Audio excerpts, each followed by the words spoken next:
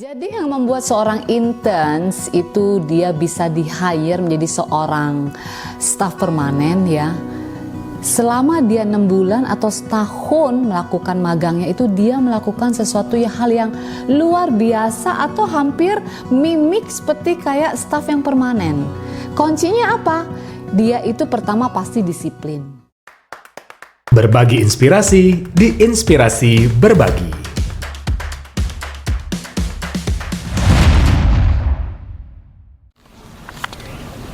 Assalamualaikum warahmatullahi wabarakatuh. Halo Sobat Inspirasi, ketemu lagi kita di Inspirasi Berbagi. Sobat Inspirasi, gimana ya rasanya ketika kita meniti karir, pengen karir kita meningkat ke level yang berikutnya setahun, 2 tahun, dan seterusnya. Gimana caranya? Kita akan cari tahu bersama expertnya yang sangat luar biasa, sosok wanita hebat yang sudah berpengalaman 30 tahun berkarir di bidangnya. Kita akan ketemu langsung bersama Ibu Yeti Kun. Selengkapnya hanya di Inspirasi Berbagi. Selamat menyaksikan. Halo Sobat Inspirasi, saya dengan Yeti Kun. Saya di bidang hospitality lebih dari 25 tahun. Dan Alhamdulillah dari 25 tahun itu saya bekerja di semuanya 5-star hotels sebagai manager on duty, terus menjadi training dan quality managers, director process of improvement and development, dan Director Human Resources, dan terakhir saya adalah Chief of Staff. Jadi kalau kita bicara mengenai soal karir, itu biasanya kita balik lagi dengan kita punya passion atau potensial kita, atau apa yang kita suka atau kita love so much, yang biasanya kedeteksi waktu kita di SMP sama SMA. Ya kan, dan gambaran itu akan semakin jelas waktu kita masih di SMA kelas 3. Karena dari sana kita tahu, oh this is what I wanna be. Nah, kalau balik lagi ke arahnya saya waktu itu, jadi waktu saya SMA kelas 3, saya ikut English course ya di Jakarta. Itu saya pernah melihat seorang wanita cantik turun dari mobil mewah. She's so beautiful, seperti kayak eksekutif. Nah, disitulah saya punya pemikiran, wow, I wanna be like her. Ya, turun dari mobil mewah, kelihatan sukses ya. Oke, kerjanya apa sih kalau seperti itu? Nah, karena saya memang suka sesuatu yang sifatnya strategic thinking, documentation, administration. Terus saya berpikir, wah, kenapa nggak jadi seorang leaders? Dan karena memang saya suka di bidang leadership, dan juga saya lebih suka dengan social and people, jadi saya rasa kayaknya bagusnya kalau aku kuliah di hotel management. Nah, disitulah saya mulai belajar di hotel management. Tapi saya nggak lama kok habis itu, karena saya melihat pada tahun 1990 kalau kuliah kan nggak seperti sekarang, canggih banget ya. Jadi dulu waktu itu saya di belakang punggung orang tua saya juga melamar kerjaan. Maksudnya adalah saya kuliah sambil kerja, karena saya percaya bahwa kalau kuliah kan hanya cuma teori, tapi kalau udah bekerja kan langsung pengalaman. Artinya kita punya uang juga. Jadi kalau kita marriage, study dengan bekerja, nanti kita kuliah lulus, wow, kita udah jadi orang duluan Kak. Paling nggak kita udah punya step ahead. Dan itu kejadian dengan saya. Jadi waktu itu saya sudah langsung dapat kerja di airlines yang terkenal ya. Dan habis dari airline saya masuk ke dunia hotel industry. Dan of course dari 25 tahun itu di sanalah saya langsung karirnya melesat. Kenapa? Karena saya punya goal, saya punya mapping. Mappingnya saya apa? Yaitu adalah saya tidak puas hanya dengan 2 tahun di satu posisi, tapi saya selalu bilang, kalau 2 tahun saya jadi supervisor, setelah itu saya harus jadi asisten manager, dan seterusnya, dan sampai umur tertentu, saya harus jadi seorang director. Jadi saya memang sudah mapping my career dari saya awal kuliah, bahkan SMA. Kalau kita ngikutin passion, ya kan, passion itu kan gift ya, bakat yang memberi Tuhan. Jadi kita tuh lahir diberi bakat sama Tuhan supaya kita sukses dengan bakat kita. Kenapa orang bisa sukses jadi penyanyi, sukses menjadi seorang chef, menjadi seorang guru, menjadi seorang trainer, apapun dia kenapa sukses? Karena memang awalnya dari passion. Kalau nggak passion itu diasah, ya kan, dia nggak akan mungkin melesat. Ya kan? Contohnya saya kasih seperti ini. Misalnya seorang cook, dia passionnya cooking, ya kan? Dari kecil dia suka cooking. Tapi karena zamannya mungkin cooking kayaknya nggak keren ya, dia nggak asah bakat itu gitu ya. Dia mungkin kerja menjadi seorang IT. Nah, di IT dia bagus, tapi dia nggak akan mungkin sesukses kalau dia mengasah bakatnya menjadi seorang chef, karena dia punya bakat menjadi cook. Nah, gimana sih caranya supaya kita bisa mengasah bakat? Ya, banyak support system. Support sistemnya itu adalah kalau kita emang hobinya, emang passion untuk cooking, ya kita fokus ke cooking, ya kan? Kita sekolah di culinary, kita training di culinary, terus kita mungkin kerja praktek di culinary, mungkin kita kerja benchmarking dengan berbagai macam restoran, mungkin kalau kita mau lebih luas belajar lagi dari orang-orang yang terkenal atau magang dengan mereka. Jadi kita asah terus sampai kita tajam dan punya pengalaman banyak, itu lebih sukses dibandingin dia menjadi seorang IT. Jadi sebetulnya kuncinya adalah mengasah potensial, mengasah bakat yang sudah diberi sama Tuhan gitu loh. Oleh karena itu kenapa orang-orang melesat banget itu hanya cuma 1%, ya kan? Bukan yang lainnya, karena 1% ini adalah orang-orang yang mengasah, dia punya bakat sampai dia luar biasa.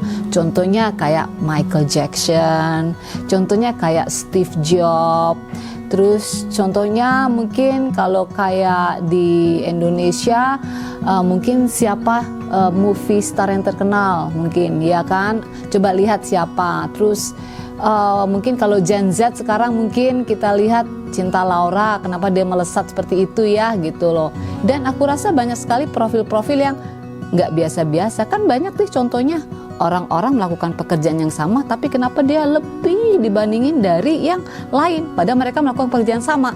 Yaitu tadi, karena yang ini melesat, dia fokus ke dia punya potensial yang diasah dari awal. Kalau menurut aku yang sustainable itu adalah yang memang fokus. Karena sebetulnya kunci kita sukses itu adalah do one thing, ya kan, 100%, then do 1000 things cuma 1%. Saya kasih contoh aja. Alhamdulillah saya banyak punya bakat ya. Hobi saya itu fotografi. Saya bikin kalender sama buku fotografi loh, ya kan. Terus yang kedua, saya menulis. Saya sudah menulis 3 buku juga, ya kan. Terus training, dari kecil saya suka ngajar. Teman-teman tetangga saya ajarin kalau habis pulang sekolah. Dan ini kenapa sampai sekarang nih, di detik ini saya duduk, saya masih memberikan edukasi atau sharing my knowledge, ya kan? Karena this is my real passion. Kenapa? Bedanya apa? Dari fotografi, dari menulis, dan dari kasih pembelajaran atau training. Karena ternyata kalau misalnya itu memang passionnya saya sebagai seorang trainer, itu tuh dikasih apa aja langsung cepet gitu ya. Jadi itu 200 kali saya lebih cepat melesat dibandingin saya menjadi seorang fotografer dan menjadi seorang penulis. Jadi saya yakin bahwa saya lebih melesat menjadi seorang trainer. Karena apa? Karena biasanya kalau emang udah passionnya saya, itu visionnya itu banyak banget keluar di sini. Kalau udah ada punya vision, kita punya konsep, kita melakukan apa, itu yang dibilang benar-benar this is the one that I wanna focus on gitu loh. Kalau dibilang soal stuck, kalau saya tidak pernah percaya dengan stagnasi dalam karir walaupun itu dia lakukan di passion. Karena orang-orang yang punya passion dan dia mempertajam potensi bakatnya itu adalah orang-orang yang sangat sukses. Dan orang-orang sukses itu dia sampai sukses dengan fokus, dengan mempertajam bakatnya itu adalah dia lewatin ups down sampai dia sukses. Dengan fokus ke apa? Contohnya kayak tadi, misalnya mau dia mau jadi eksekutif chef, dia fokus terus dengan karirnya, melalang buana, dengan banyak experience, belajar terus menerus, itu yang dia fokusin. Jadi balik lagi ke pertanyaannya, nggak ada stagnasi kalau memang benar-benar itu adalah your passion gitu loh. Stagnasi itu adalah orang-orang yang hanya cuman suka atau hobi terus dia bosen. Nah, itu bukan bakat. Karena kalau orang bakat nggak akan ada rasa bosen. Kayak contohnya saya sudah menjadi seorang trainer itu dari umur mungkin 23 tahun. sampai sekarang saya di sini umur saya 54 tahun, I'm so happy sharing anything gitu loh. Dengan apa yang saya punya, mungkin nggak di depan kamera, tapi mungkin saya bikin Instagram, mungkin saya bikin quote-quote, mungkin bikin apa yang membuat saya terinspirasi. Jadi aku rasa stagnasi itu sebetulnya nggak ada artinya. Jawabannya begini, kalau Anda merasa bahwa itu boring atau stagnan, ulang lagi sebetulnya aku sukanya apa. Kalau masih belum tahu, minta help dari profesional, psikolog ya kan. Kan ada tuh tes bakat ya kan. Lakukan itu kalau perlu gitu loh. Ya kan, makanya anak-anak sekarang kalau udah lulus SMA atau mau kuliah, biasanya sekolah-sekolah melakukan tes bakat ya, karena biar mengarahkan anaknya kemana gitu. Masih ingat nggak waktu kita di SMA kan diarahkan tuh yang IPA sama IPS ya. Saya waktu itu boleh milih dua-duanya. Kenapa saya nggak pilih IPA? Karena saya nggak mau kelihatan pinter tapi nggak jadi orang. Lebih baik saya IPS, karena IPS di situ adalah saya masih bisa berkarya juga dan lebih banyak lagi, karena itu lebih more ke sosial. Gitu loh, itu poinnya. Jadi kalau masih kuliah, kalau bisa doing internship atau apprenticeship atau kerja magang dulu untuk lebih memperdalam apa yang dipelajari di tempat kuliah, ya kan. Jadi itu saran saya yang terbaik. Jadi pas nanti udah selesai kuliah, udah punya pengalaman. Nah, kalau kita udah dari kuliah udah punya networking, mau kerja kemana, itu kalau udah mulai start ada networking, itu dia kan biasanya networkingnya tuh membantu gitu ya. Nah dari situ udah mapping langsung karir selanjutnya.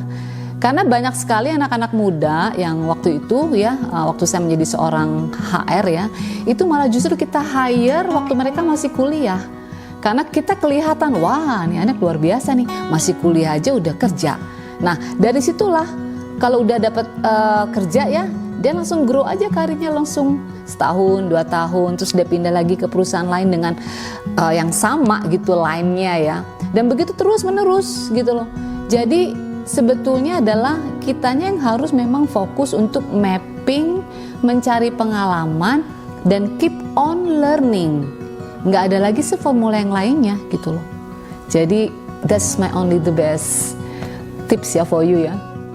Jadi yang membuat seorang interns itu dia bisa di-hire menjadi seorang staf permanen ya. Selama dia 6 bulan atau setahun melakukan magangnya itu dia melakukan sesuatu hal yang luar biasa atau hampir mimik seperti kayak staf yang permanen. Kuncinya apa? Dia itu pertama pasti disiplin. Ya kan. Terus yang kedua, biasanya anak-anak ini mereka tuh mau belajar lebih, ya kan, mau extra times dengan seniornya. Terus yang ketiga, mereka seperti kayak haus pengetahuan. Jadi mereka tuh nempel terus dengan senior-seniornya, melakukan task atau job yang more dan gak mau buang-buang waktu ya. Supaya apa? Supaya waktu nanti mereka punya internship selesai atau magangnya selesai, mereka punya more knowledge, more skill untuk mereka sendiri. Nah, hal-hal ini itu tercatat nanti dengan seniornya. Jadi biasanya kalau dicatat ini bagus loh ya si A dibandingin B dan C. Karena apa? Karena tadi dia mau overtime, dia mau belajar lebih, dia selalu ngikutin saya kemana untuk belajar, dia selalu mendengarkan dan on and on and on. Catatan kecil ini nih yang nggak mungkin dipunyain oleh teman-temannya yang membuat dia beda dibandingin dengan yang lain. Jadi ya udah nggak ada saingan. Kalau misalnya ada hiring atau mungkin akan direkomendasiin juga ke tempat lain, pasti dia yang akan direkomendasiin. Nggak mungkin enggak. Jadi itu yang sesuai dengan pengalaman saya. Setuju nggak sobat inspirasi? Jadi sahabat inspirasi, kalau kita ngomongin soal personality trait ya, introvert sama extrovert, itu sebetulnya adalah personality yang emang udah bawaan kita. Kalau sudah bawaan itu sama seperti kayak tadi kita punya bakat kan udah bawaan ya gitu loh. I'm good as a trainer, you are good as a chef gitu ya. Aku nggak bisa cooking, but you also the chef nggak bisa kasih training kan. Sama juga dengan introvert sama extrovert. Jadi kalau misalnya introvert untuk menjadi seorang extrovert bisa, tapi nggak 100%. Dan kalaupun bisa, berarti adalah harus lihat dulu area mana yang mau dikembangkan di dirinya. Ya, contohnya misalnya, kalau tadinya malu-malu nih ya, karena dia pemalu kan introvert, tapi dia bagus di tempat kerja, dia tadinya jadi supervisor, langsung dia mau diangkat jadi managers gitu. Nah, manajernya bilang, wah, kalau kamu menjadi manajer, kamu harus improve your communication skill gitu kan. Nah, di situ ada training-trainingnya. Oleh karena itu, dalam kita meniti karir, selalu ada gap-gap kekurangan kita itu diisi oleh banyak apa? Training, training, dan training. Habis training apa? Practice, practice, and practice. Karena apa? Kalau training nggak dipraktis, kan zero. Simple.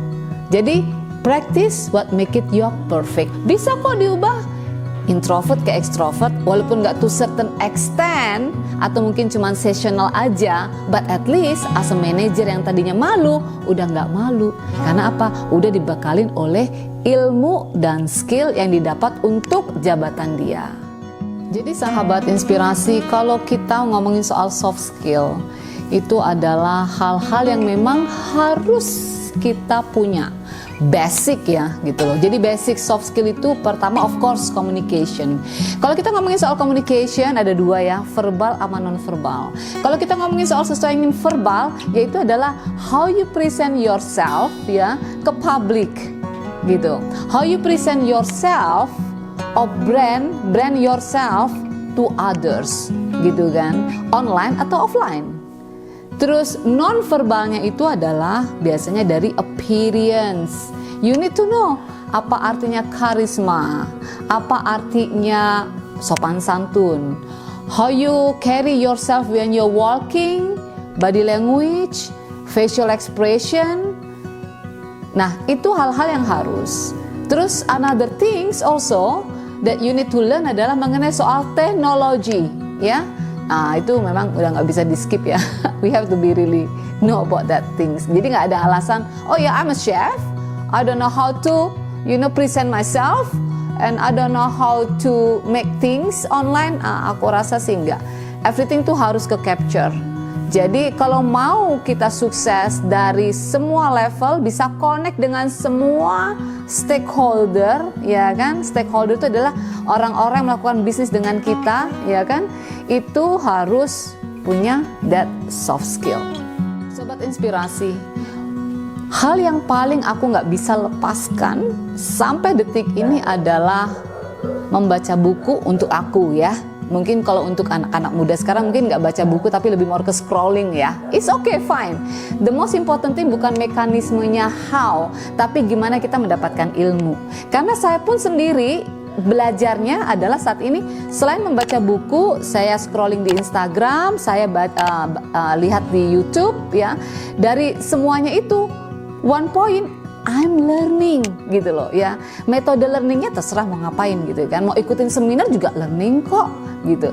Jadi poinnya saya adalah kalau mau gaji besar ya kan, kalau mau go to the next level, kita harus nambah ilmu, nambah skill. Nggak ada lagi yang lain tipsnya. Karena semakin kita punya banyak ilmu, kita punya banyak skill, kita punya banyak kualitas, kita punya banyak experience. Ini loh gapnya yang membuat kita mahal. Nggak ada cara lain. Dan memang kita harus belajar all the time. All the time. Dan dari siapa saja. Jadi kita belajar ya untuk diri kita sendiri dan untuk orang lain kita sharing, dan belajar dari mana aja, umur apa aja, media mana aja, makanin aja. Karena semakin kita berilmu, semakin punya banyak skill, semakin mahal kita. Dan itu yang membedakan kita satu dengan yang lain. Jadi kita nggak bisa expect more if we cannot give more. Karena untuk memberikan give more itu, we have to have more, kan? Nah, more-nya itu apa?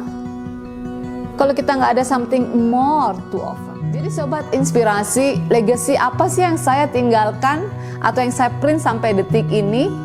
Nah, apalagi saya udah melalui lintas generasi, cuman satu sih. Keep on learning and keep on progressing and updating with the current world. Jadi kita harus mengikuti perkembangan zaman. Ilmu perkembangan zaman itu juga kita nggak bisa stuck di masa lalu, atau kita merasa bahwa aku udah lebih pintar kok, aku udah lebih canggih. No. Sampai detik ini saya di depan teman-teman di sini, saya masih belajar. Oh, ternyata Gen Z begini ya. Oh, cara komunikasi mereka begini ya. Oh, berarti aku harus ubah dong presentasinya aku. Ya enggak? Oh, berarti aku harus ubah dong topiknya aku. Jadi kalau saya diundang untuk seminar atau misalnya saya diundang untuk ke satu university, saya pasti akan langsung, oke, saya harus update nih. Upgrade saya punya ilmu pengetahuan supaya apa? Bisa relevan. Jadi relevansi itulah yang membuat kita meninggalkan suatu legacy. Keep on learning, keep on progressing, innovating, leveling up, and gak akan pernah ketinggalan zaman. Jadi Sobat Inspirasi, ini adalah my legacy tips for you yang aku pegang sampai detik ini, yaitu keep on learning, keep on progressing, stay update and stay current with the current world, karena itulah yang membuat kita beda dengan yang lainnya. Stay menjadi orang yang 1%, yaitu orang-orang pilihan, tidak mengikuti tren tapi dia berbeda. Kenapa? Karena dia lebih advance, maju ke depan dengan ilmu dan skillnya. Jadi stay learning. That's the best tip I can give it to you if you want to be really all the time successful until kapan aja. Alright, so saya dengan Ibu Yeti Kun and so happy to know you all. Semoga sedikit menginspirasi and good luck for your future. Thank you. Sobat Inspirasi, dari Ibu Yeti Kun kita bisa belajar banyak ya, bahwa ketika kita ingin meniti karir, belajarlah. Belajar dan belajar, jangan pernah berhenti belajar. Karena ketika kita tahu passion kita petakan kita mau jadi apa, mau kemana, terus asah diri, soft skill, hard skill, sampai akhirnya kita menjadi expertnya. Dan tentunya Sobat Inspirasi bisa mendapatkan banyak poin hikmah penting dalam tayangan bersama Ibu Yeti Kun, bisa diaplikasikan untuk meniti karirnya Sobat Inspirasi sekalian. Tapi tentunya jangan lupa untuk subscribe, like, share, komen dari channel kesayangan kita Inspirasi Berbagi. Ketemu lagi kita di lain kesempatan, saya Om Andrea diundur pamit. Wassalamualaikum warahmatullahi wabarakatuh. Sampai jumpa. Berbagi inspirasi di Inspirasi Berbagi.